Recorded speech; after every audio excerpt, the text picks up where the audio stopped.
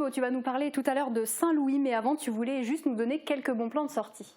Et oui, je vais vous donner un petit florilège de sorties sympathiques, à commencer tout de suite avec le Summerfest de Sarreguemines, qui a d'ores et déjà débuté.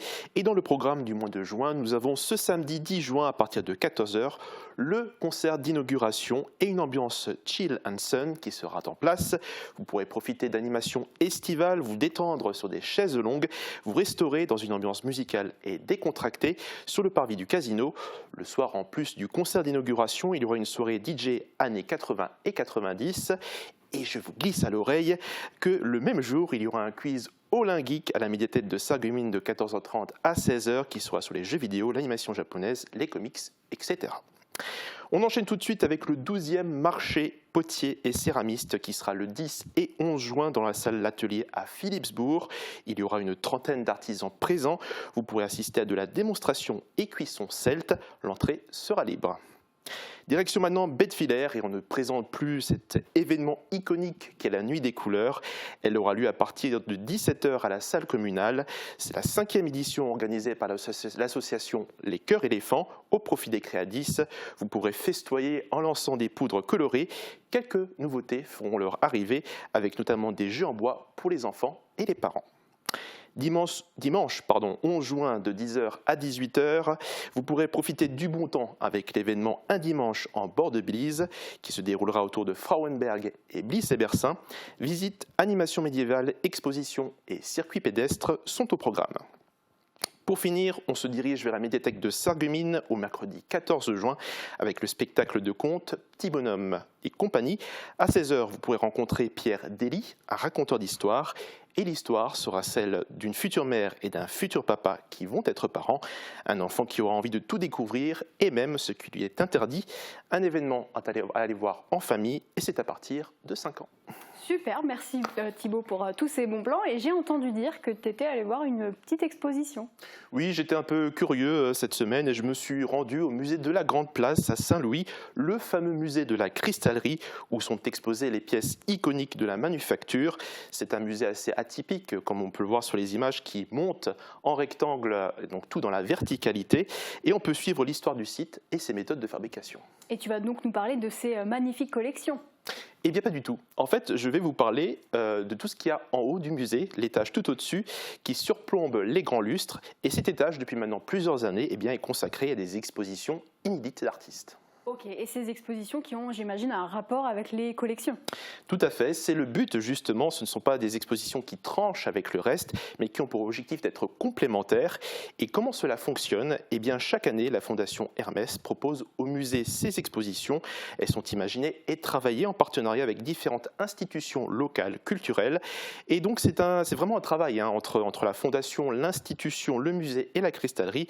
Et tous les 2 ans, c'est une autre institution qui est choisie. Et aujourd'hui, pour la dernière fois, il s'agit de Vent-des-Forêts. Vent-des-Forêts, dont tu vas tout de suite nous parler. Vent-des-Forêts, c'est quoi ? Eh bien, Vent-des-Forêts, c'est un espace rural d'art contemporain qui est basé dans la Meuse. Il a été créé en 1997 à l'initiative de 6 villages agricoles et fermiers et forestiers.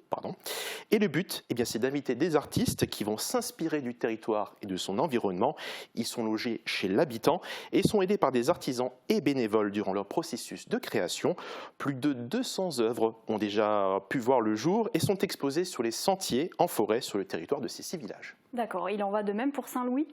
Eh bien, pour le musée de la Grande Place, chaque artiste qui ont exposé se sont immergés dans l'atmosphère et l'environnement du site.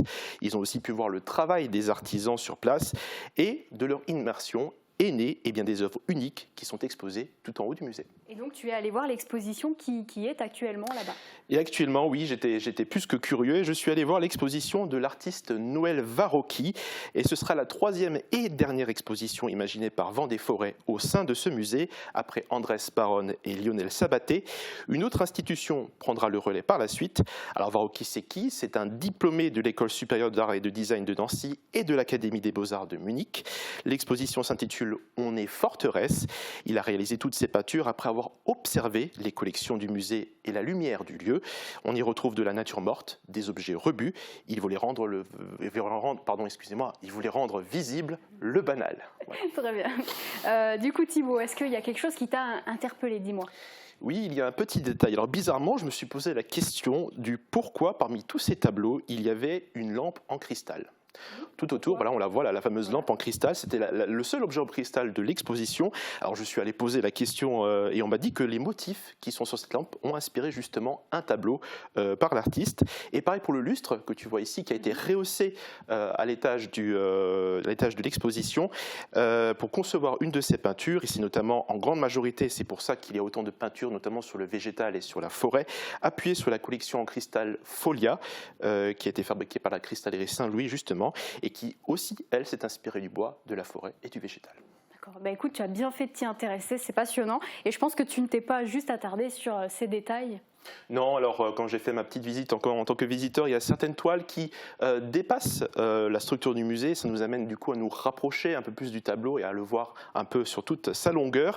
Et surtout ces teintes grisâtres qui sont un peu contrastées, assez mélancoliques en soi, que l'on voit sur ces peintures, rentrent un peu en confrontation avec toutes les pièces étincelantes, brillantes et colorées du reste du musée. Mais en même temps, la lumière qui a été appliquée sur ces tableaux rentre bien dans le cadre du musée. Donc à la fois une différence, mais une complémentarité. C'est assez particulier.